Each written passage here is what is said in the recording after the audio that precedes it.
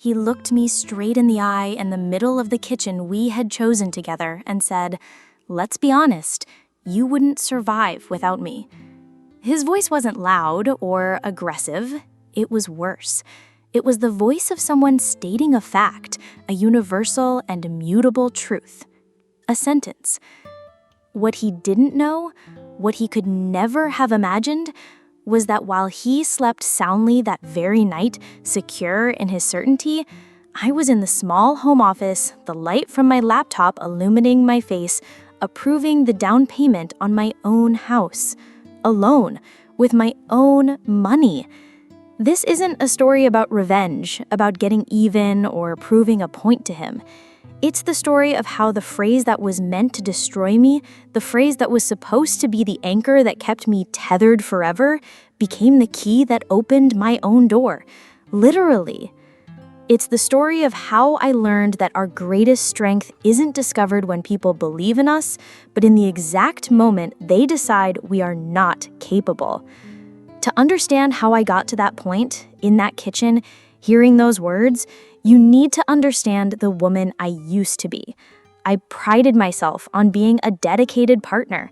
I believed with all my soul that true love was a fusion, a complete surrender. I mistook the loss of my identity for a testament to my devotion. The us was a sacred altar, and I didn't hesitate to sacrifice the me every single day in its name. I was the kind of person who believed that taking care of the other person was my main function in the relationship. Our life, to anyone looking from the outside, was picture perfect. Dinners with friends, weekend getaways, smiling photos on social media. He was charming, intelligent, the kind of man all my friends adored. He always made a point of saying he took care of everything, so I wouldn't have to worry. And that, in the beginning, sounded like the most beautiful melody. He handled the bills, the investments, the planning. "Let me handle it, my love. You have a mind too creative to be stressed with these numbers," he would say. And I would smile, grateful. I felt protected, cared for. Today, with the clarity that only distance and Pan can provide, I see that it wasn't care, it was control. A subtle control, disguised as nobility. He wasn't managing the couple's finances. He was managing my access, my autonomy, my ability to choose. He was slowly and methodically building a dependency that would make me vulnerable to his will. The theorist Bell Hooks says that love is an action that should promote mutual growth. What we had wasn't love. It was a perfectly executed power arrangement. And I, unknowingly, had accepted the role of the weaker party, the one who needed rescuing. The signs were all there, like little red flags planted along the way, and my specialty was pretending they were part of the decor. I remember one time, about 2 years before the end, when I came home excited about the idea of taking a specialization course in my field. It was something I had wanted for a long time. I showed him the costs, the schedule. He listened patiently, smiled that smile that always disarmed me, and said, "That's a great idea, honey, but don't you think it's an unnecessary expense right now? We're saving for our year-end trip. Your job is already good. You don't need this." And I, who so desperately wanted to hear his support, only heard the "great idea" part. I ignored the rest. I convinced myself that he was right, that he was thinking about our collective future. I gave up on the course. On another occasion, I had received a small bonus at work. Nothing extravagant, but it was mine. I thought about buying a new armchair for my reading nook. When I mentioned it to him, his reaction was a condescending laugh. "You and your ideas. Spend that money on something useful. Let me decide what the house needs." The following week, he bought a new, enormous television for the living room, and I said nothing. Every time a spark of my individuality tried to shine, he would blow it out with the breath of practicality and future planning. The most painful part is that my intuition was screaming, There were nights I would lie awake, a tightness in my chest, a feeling that I was living someone else's life in a house that wasn't mine, following a script I didn't write. But the voice of my fear was deafening. The fear of being alone, the fear of being wrong about him, the fear of having to admit to myself and to the world that my perfect relationship was a sham. And so I did what I always did. I silenced my intuition and turned up the volume on my denial. I clung to his idea, not the man he actually was. And that is one of the most dangerous traps, when our love for the idea of a person becomes greater than the reality that person presents to us every day. The night of the breaking point didn't start with a fight. It started with a dream of mine.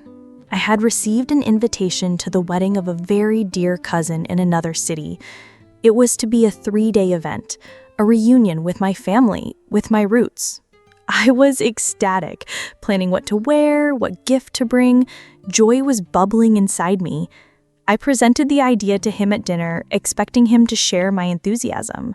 He listened to everything in silence, chewing slowly.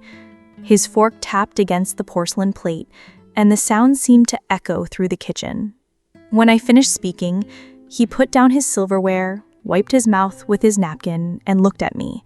Not with anger, with a cold, calculated disappointment. 3 days?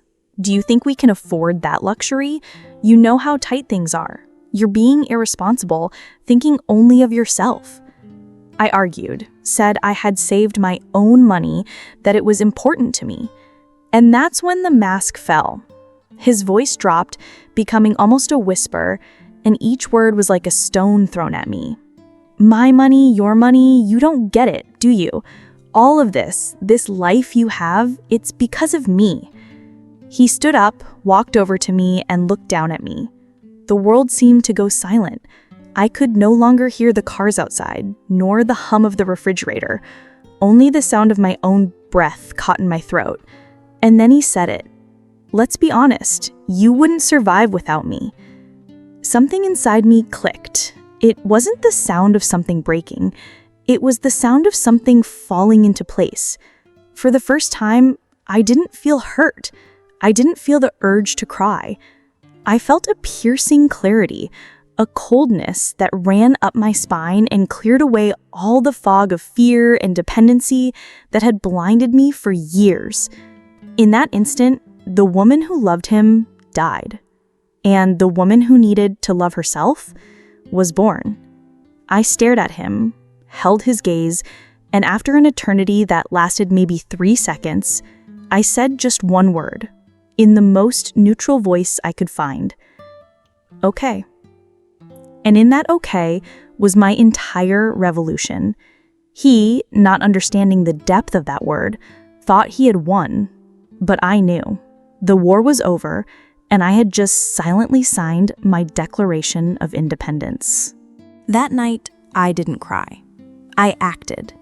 The grief I felt wasn't for him, nor for the end of our relationship. It was a grief for the woman I had allowed myself to be, for the power I had given him, for the time I had wasted believing my worth was a reflection in his eyes. It was a productive grief, a farewell to a version of myself that no longer served me. I decided, with a calmness I had never experienced before, that my actions would be intelligent, not impulsive. My liberation would not be a spectacle for him, it would be a sacred act for me. While he snored softly in the next room, I was in the small office, the door closed, my heart beating to a rhythm of war and hope. I opened the spreadsheet I had been secretly keeping for over a year, where I deposited a small portion of my salary, the savings I told him didn't exist. The amount staring back at me from the screen was more than I had imagined. It was enough. I started searching.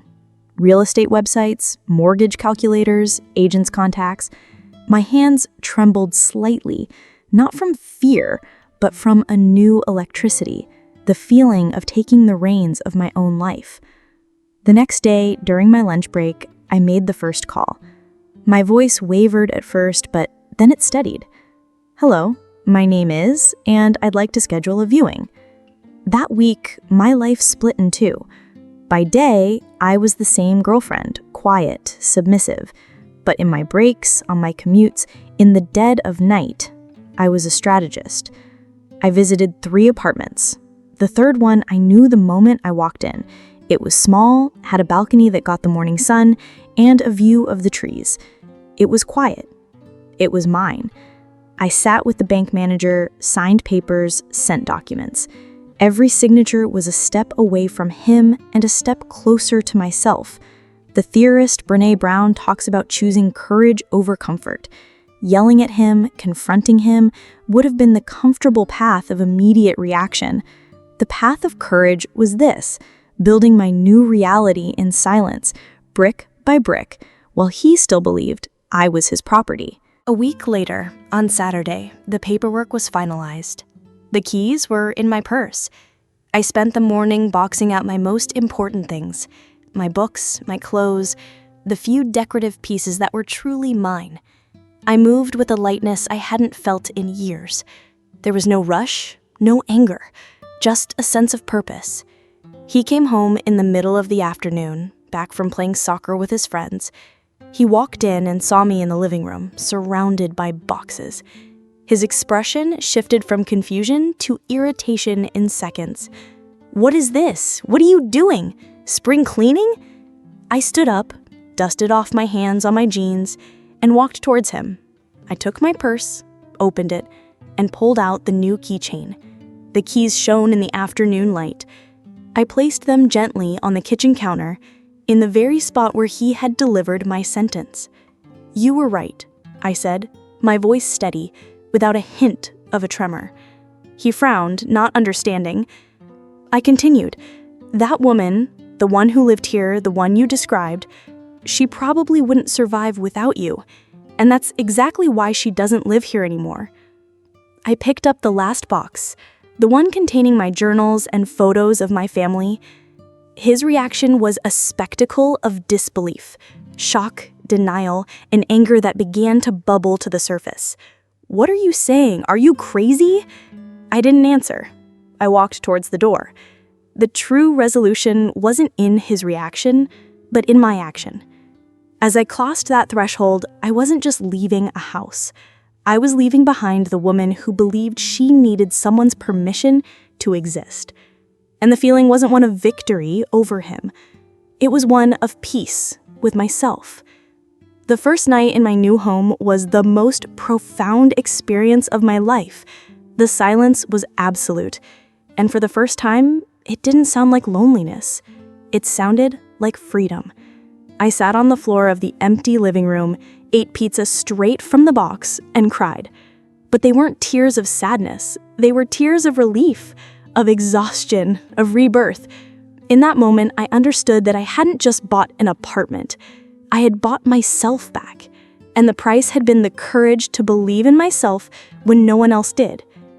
Today, I live a life that is authentically mine. The morning sun really does hit my balcony, and the smell of my own coffee fills my kitchen. And from this journey, I have extracted 3 truths that I carry like a map. The first is that financial independence for a woman isn't about luxury or power. It's about having the key to your own cage. It's not about having a lot of money, but about having your own choices, your own escape plan, in case the house becomes a prison. The second lesson is this: pay attention to who benefits when you believe you are small, weak, or incapable. Someone's power over you only exists as long as you fail to recognize your own. The phrase, "you wouldn't survive without me," was less about me and more about his need to control me to feel strong. His strength depended on my weakness. The moment I claimed my own, his dissipated like smoke. And the third and most important truth is that the most lasting and significant relationship you will ever have is the one with yourself. Invest in it, nurture it, protect it. For years, I practiced the action of loving him. That week, for the first time, I practiced the action of loving myself. If anyone, at any point in your life, tries to convince you that your worth is tied to them, that your ability depends on their approval, please understand that this is the biggest and cruelest lie ever told. And your freedom, your true life, begins the exact second you stop believing it. That was my story of how I used the words that were meant to chain me to build my own home. If you, in any way, have ever used the doubt someone cast on you as a brick to build your own strength, your own life, comment below, "I am my own home." And subscribe to the channel for more true stories of those who chose to value themselves. Because your transformation, your reconstruction, can begin right now.